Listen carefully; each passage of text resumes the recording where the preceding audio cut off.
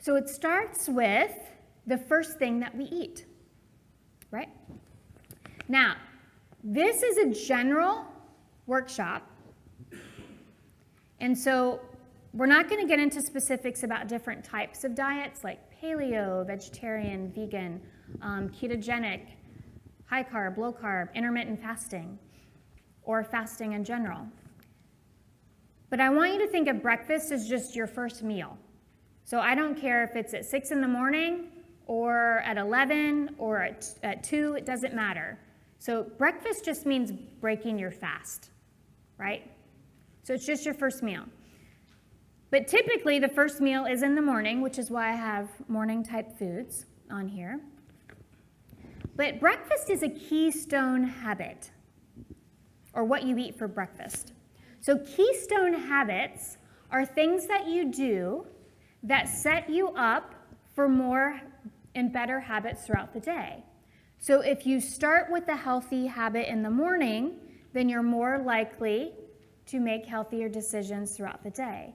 If you start with your example of having your tasks and your order of what you do throughout the day, that's actually a keystone habit, and it sets you up for being more productive throughout the day. Making your bed is a keystone habit because you're creating order first thing in the morning. So if we're starting with our very first meal, if it's something that's very high carb and sugar, then what happens is our blood sugar, so this is homeostasis. This is our happy place. And our hormones throughout the day will rise and fall, along with our blood sugar. So blood sugar rises and falls, serotonin rises and falls. But if we eat something very high sugar, then blood sugar gets jacked up, but then it has to come down really fast. And what happens down here is our body releases stress hormones, noradrenaline. And so we need to bring it back up quick. And that's when we tend to reach for those sugary foods or high carb foods that will metabolize very quickly, and then we come back down. And we have this cycle all day long. We call it wired and tired, or jacked up and crashed down.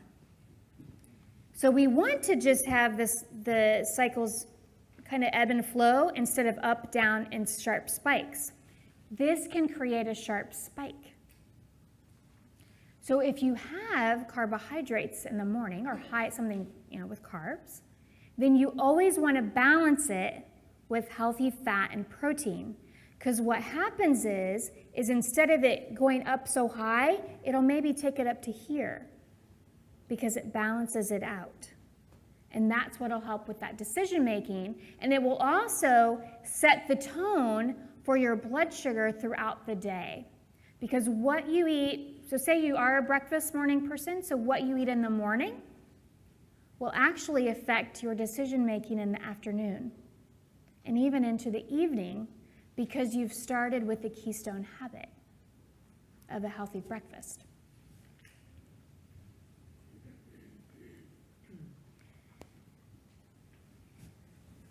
It's easy, so I looked to see what was served for breakfast, and it's a very typical breakfast: fruit, croissants, breads, yogurts.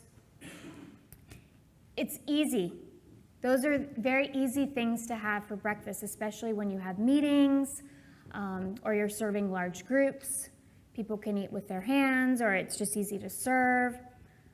Balancing that out with some kind of protein or fat will help with that nice ebb and flow throughout the day. But also, for some people who just aren't breakfast food type people, you can think outside of the typical breakfast and, eating vegetables, having soup. A lot of people in the U.S. are starting to eat soup now for breakfast. But always thinking to balance. So there's good energy or real energy, and there's counterfeit energy. And one thing, was there anybody in the question about energy givers, energy suckers that put coffee? You did? Yes. Because it's true. It's both.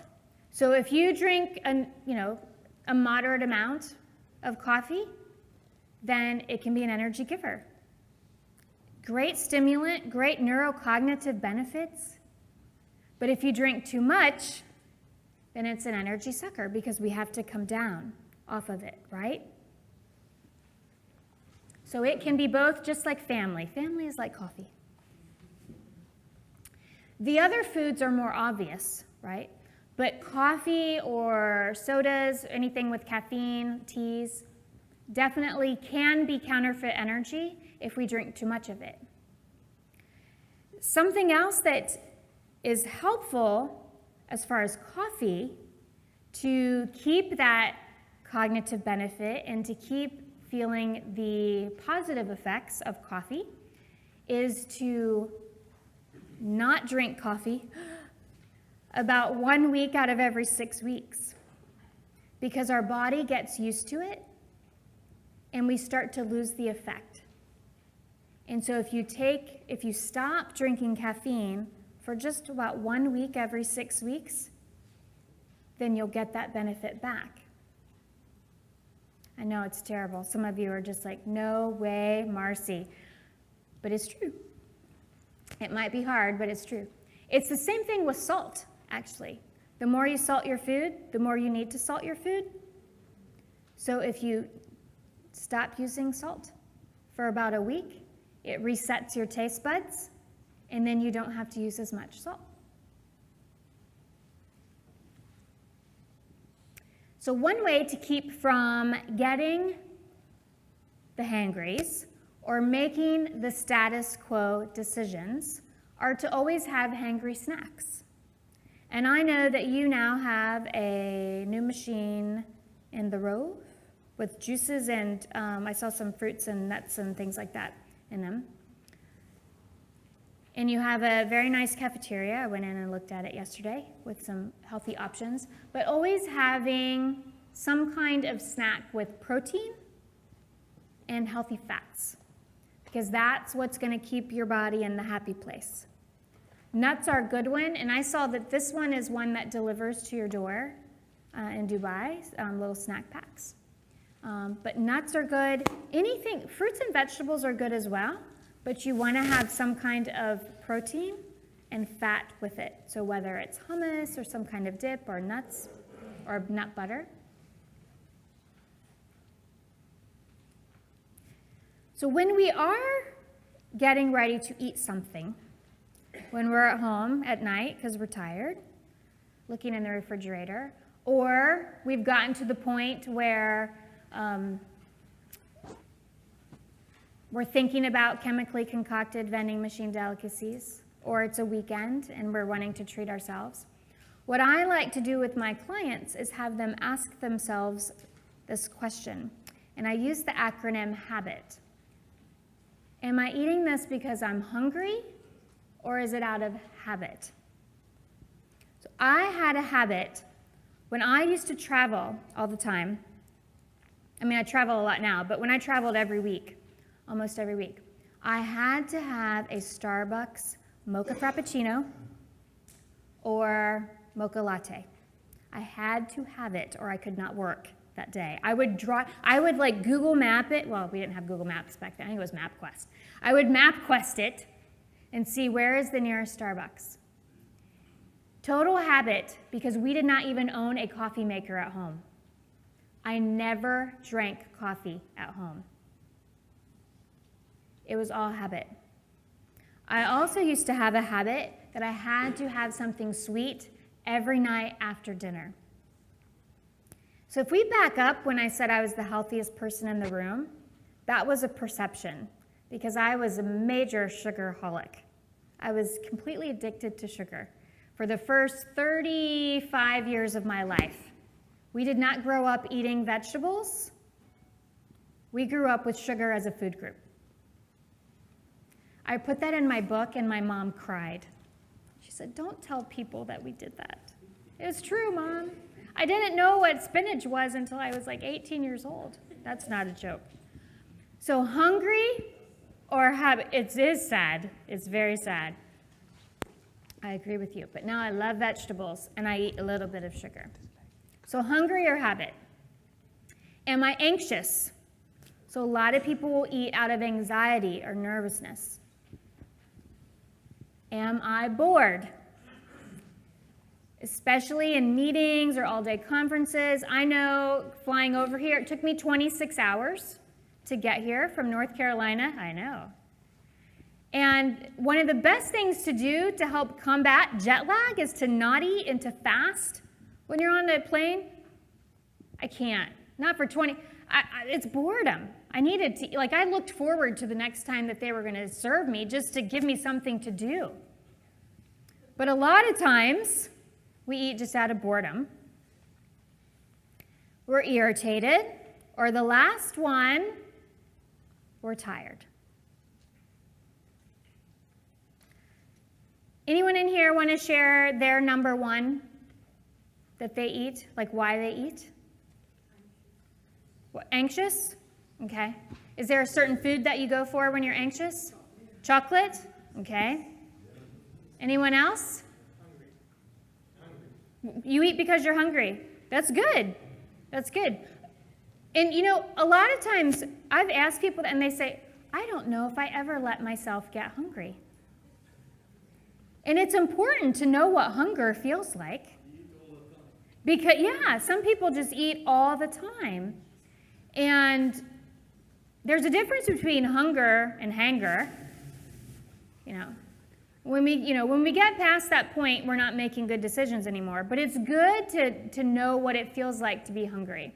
I don't know about here, but in the U.S. for, I would say, a good decade, everybody thought they needed to eat every 2 hours. And we totally lost what hunger felt like. We don't know what it feels like anymore. Anyone here eat because they're bored? You do? Yeah. Okay. What about tired? Is there any habits in here? There's got to be a habit. What's your habit? Something sweet after dinner. Something sweet after dinner? That's a big one. Yeah. Anyone else? Coffee in the morning. Coffee in the morning? Yeah. I don't need it over the weekend. What's that? I don't need that over the weekend. I don't know why. Yeah, same way with me. I just like, it's warm. It's, I start work. It's there to the right of me. I grab it. It's the environment is just like part of my day. Definitely I was just sharing with Hattie earlier, it could be decaffeinated. It's not even that I need the caffeine. It's just that it's part of my ritual. Yes, exactly. Coffee is a big one. Coffee and tea is a big one for people. Yeah. I eat the same thing every day. Where? Oh, yes. Yeah, I eat the same thing every day. Every day? Same thing. And actually, that is not a bad thing. Is it for breakfast? Breakfast and evening meal, yeah. Okay. And what do you eat? I have an apple, bran flakes, and a cup of tea in the morning. Mm-hmm. And then I have a salad and boiled potatoes in the evening. Okay. Same thing every day for years. Okay. So this is a good point. I'm glad that you said that. Variety isn't always the best thing to have. If you're eating something good for you, it can actually be quite good because you have automated a decision. You have automated that so you don't have to think about it in the morning. You know what you're going to have every morning and you're done. So you can save that decision for something else. So Mark Zuckerberg, the CEO of Facebook, he wears a gray t-shirt every single day. And he says part of that reason is because he doesn't want to think about what he needs to wear.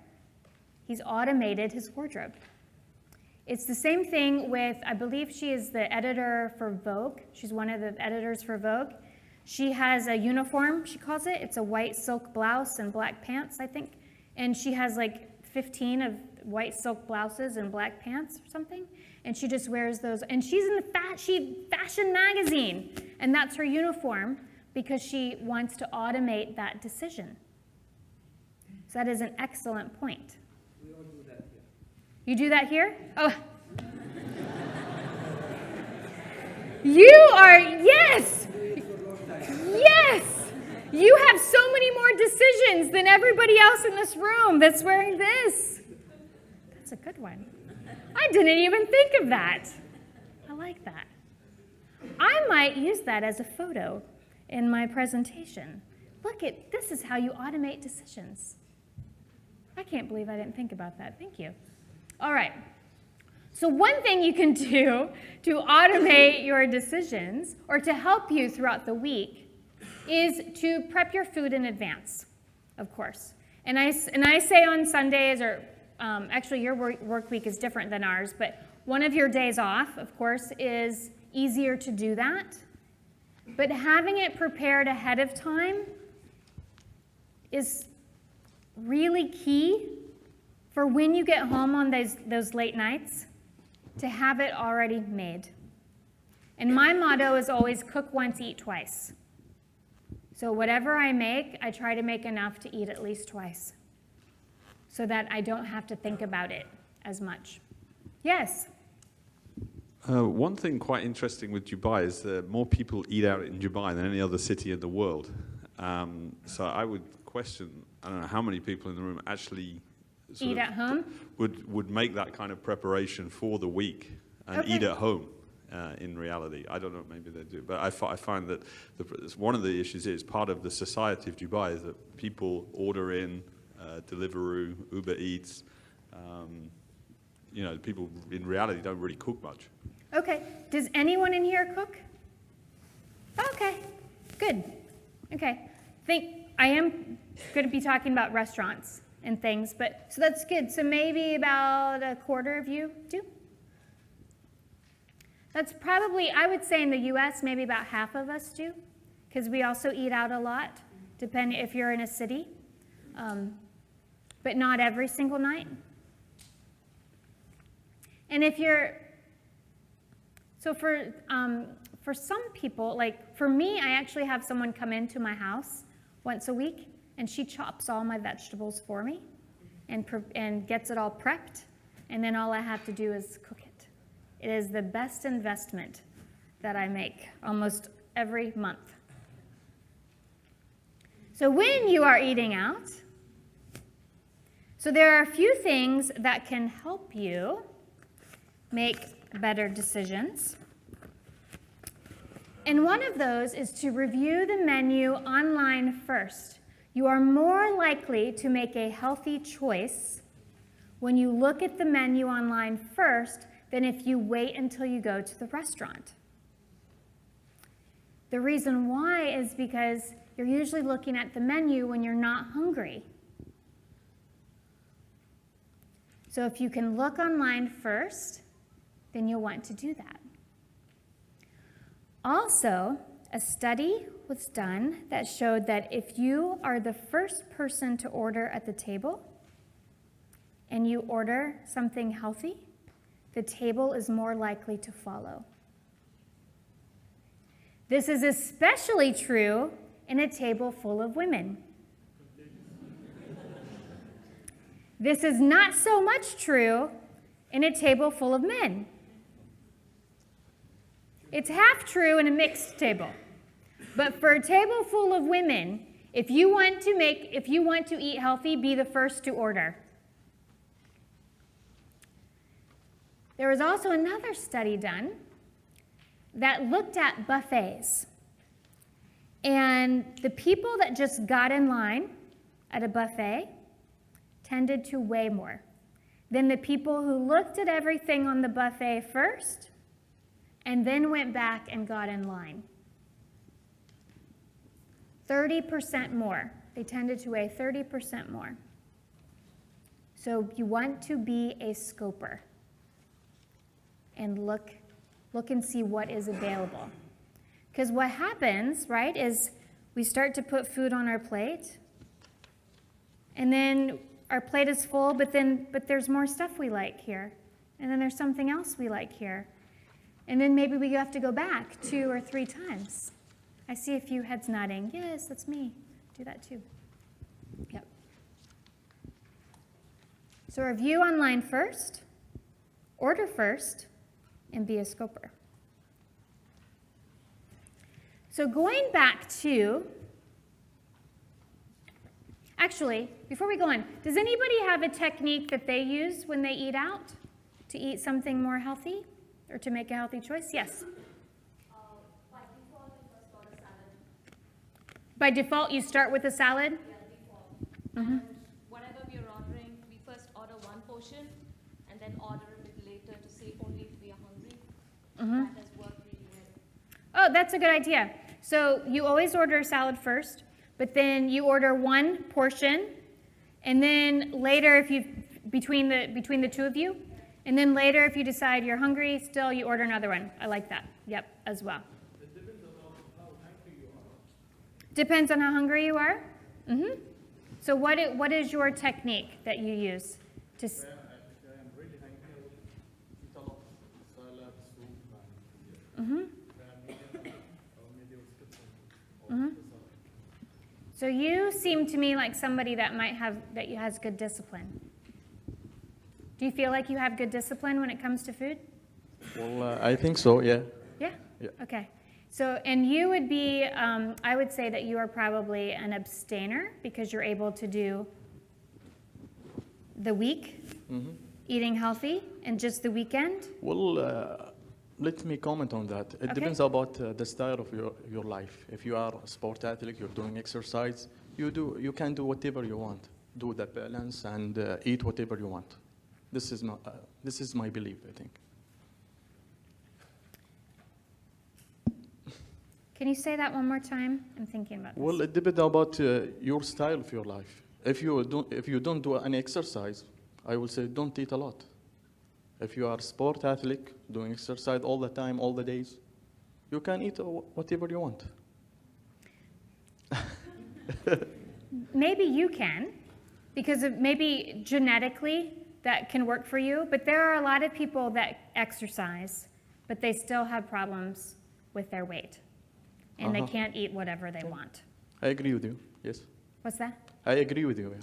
Yeah, yeah. So it really just depends on the person, and it also depends on how you grew up as well, because what you're fed as a child really sets the tone for how you store fat as an adult. So Yeah. it does make a difference Yes. how you eat as a child and what you exercise. So going back to the abstainer, yes? When I was young, horror stories, my mum used to always put things like apple juice and apples and all these healthy medicines and stuff. But in the playground, we were literally exchanging them and getting the nice stuff. So his mother fed him healthy foods, but he exchanged them on the playground for unhealthy foods. I got it. Very good. So for me, I used to be overweight actually because, like I said, I did not know what a vegetable was, and I was major sugarholic, and I was overweight, and my whole family actually is overweight except for me now. And so it is a struggle for a lot of people. And for me, going back to moderator versus abstainer, I have to have it black and white. So our work week is Monday through Friday, and I don't eat any sweets Monday through Friday. I do on Saturday and Sunday, but I always limit it to one. So weekends and holidays, and real holidays, not, sometimes we have some silly holidays in the US. So real holidays and weekends only.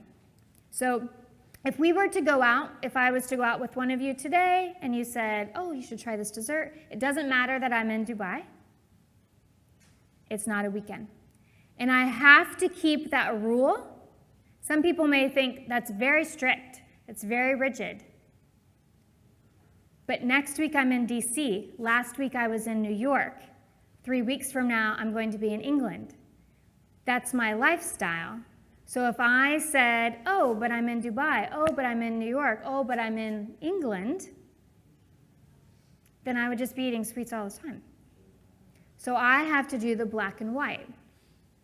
I also don't drink caffeine after 2 p.m. because I won't be able to sleep. That's my black and white. But my husband is the gray. He has to have a little bit every day, or that's all he thinks about. Where's that cookie? I just need one cookie. Yes. Oh, for sure I am the more disciplined. Yeah. Yeah. It does, it absolutely takes, well, it takes discipline to be either, because, now I see why you're asking that. Because it's more about the way you think about it. And for me, it's just no decision. I don't have to think about the decision. So could I eat one cookie today? Yes, I could. But I don't want to have to even think about the decision. When I was diagnosed with Hashimoto's disease, I had to stop eating all gluten and soy. And people would say, oh my gosh, how do you not eat, pancakes and bread? And I mean, they have gluten-free, those, but cookies and cakes. And it actually was easy because I didn't have to make the decision.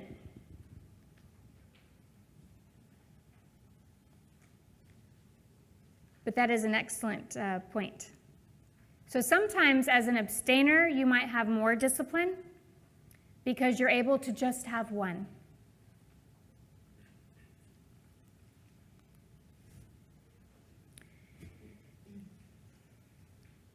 So especially if you are an abstainer, but even if you are a moderator, it's okay to have your own food rules. And I'm going to ask you to write some of those, maybe one down. But you want it to be one that you can really do, for sure. But this is some examples of my rules or my clients' rules. So mine is sweets only on the weekends, and I limit it to one. Several of my clients they only want one meal a day with meat. That's their rule. 5 servings of vegetables, a minimum. That's one of my rules every day. And then I have several that only eat fruits or vegetables as snacks. And they won't eat anything in a crinkly package. That's their rule. If it comes in a crinkly package, they don't eat it. I also have a rule that if I can buy it at a gas station, I don't eat it. Because if I can buy it at a gas station, then it's probably not high quality food. So think about something that you might want to make and if rule is too strong of a word, then choice or guideline or mantra, you can use whatever makes you feel better. For me, I like rule, because it's my rule and I set it for myself. So that works for me.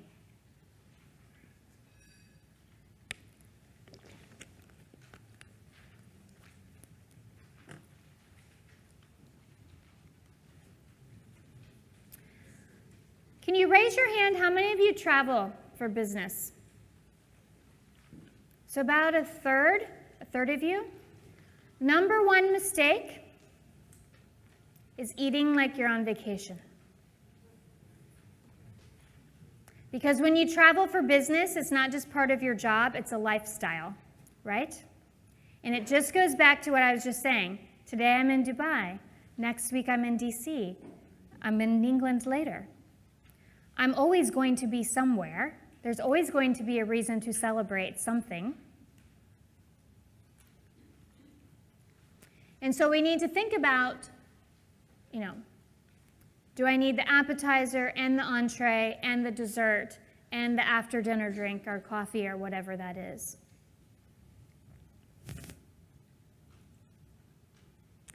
So from a nutrition perspective, where we're eating for energy, so now we're thinking about eating for energy and not eating to look good on the beach, but eating for energy. I would like for you to make one commitment that you're going to start doing to eat for energy.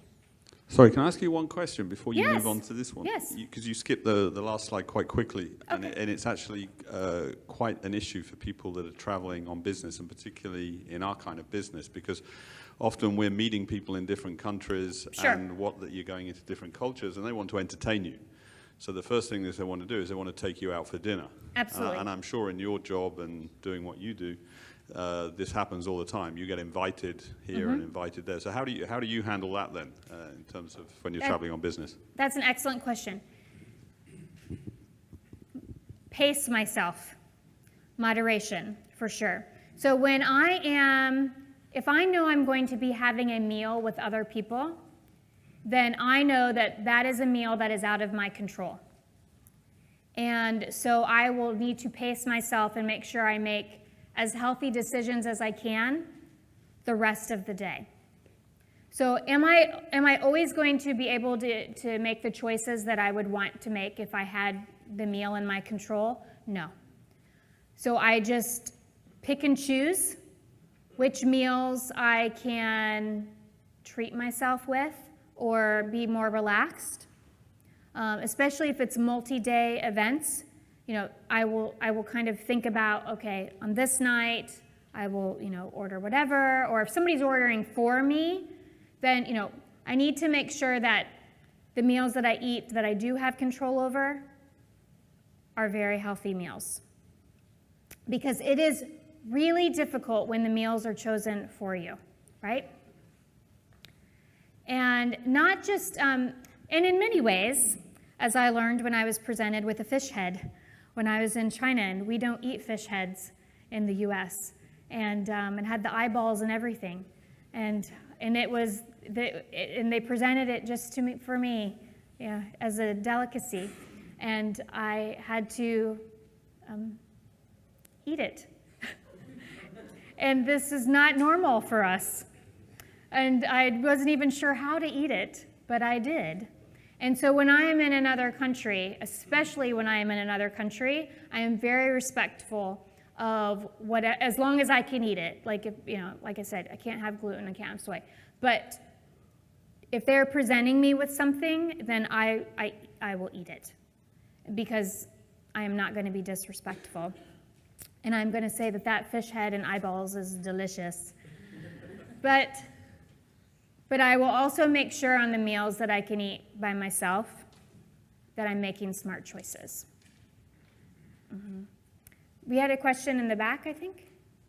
No? Oh, yes, right here. One thing that I do when I travel is when I do know that I have invitations, I probably eat in the hotel healthy food. So I fill myself up with food. So when I go to that meeting, I just have a small bite, just to show that out of respect, I'm not ignoring the food, but I'm not eating a lot. Now that is discipline, because not everybody would be able to do that. That is a great tactic, which is to eat in the hotel or eat something and definitely not going there hangry or really hungry, and eating something in the hotel first, but you're still eating a little bit of something when you go to the meeting. It's a great tactic for somebody with discipline, which I would say that you have. Not everybody can do that, for sure, but that is a good one. Anyone else have tricks that they do? Yes? And I found the biggest problem is when I fly, that in the airplane, because you don't move Yes. and you eat. So I just make sure that in my profile I put vegetarian or low carb or whatever, so they serve that food only. So at least, I get a low calorie or vegetarian meal. Right. And instead of, because when I get the menu, you can start, you're hungry there and you want to eat and do something. Exactly. Yes, the flights, especially 26 hours worth of flights, very difficult to eat healthy. So choosing your meal ahead of time. You don't move. And you can't move, right. And a lot of times you're eating out of boredom. You're looking back, or see if they're bringing the cart, looking forward, just to have something to do, right? I always bring food with me, too. And so I had a whole bag of food on the plane just in case there was something that I didn't want. But also, when they first come by, I will tell them, no dessert. Oh, but this is what she said, but it's the chocolate mint ice cream. This is the best. The flight attendant said, I said, I don't care. because it wasn't a weekend. I said, I don't care, no dessert. And, I also have another rule that I only eat desserts with people. So it's something that I choose to share. So if I'm going to have a dessert, then it has to be, I have to be sharing it with someone. That's my other rule. But, and I asked what they were bringing for each meal, and she told me, and then there were a couple things that I said, don't bring that, or you can leave that off. So it gives me a little bit of control, but I always travel with my own food as well. Interesting fact, you are 45% more likely to order something from the flight attendant if the person next to you orders something. So say no first if you don't want anything.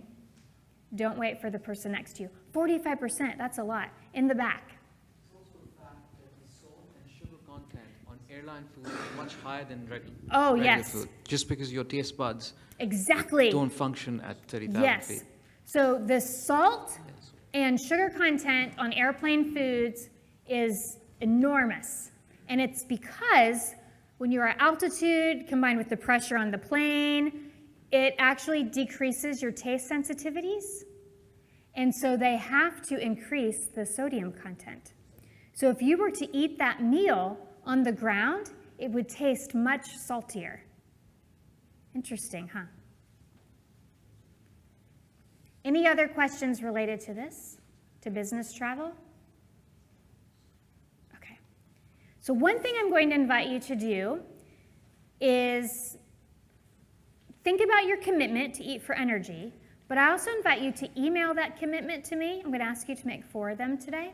Email what your one commitment is to eat for energy, and I'm going to follow up with you in 30 days and see how you were with that. So I'm going to give you a second to do that, and then we'll move on.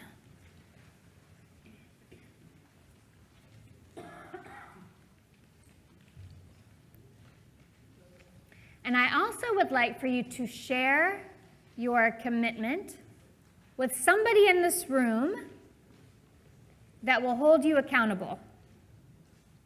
Because I won't see you every day, but they might. Is there anyone who wants to share their commitment? Yes. Plan your breakfast and don't skip it. Plan your breakfast every day? Okay, good. You get a prize for your commitment.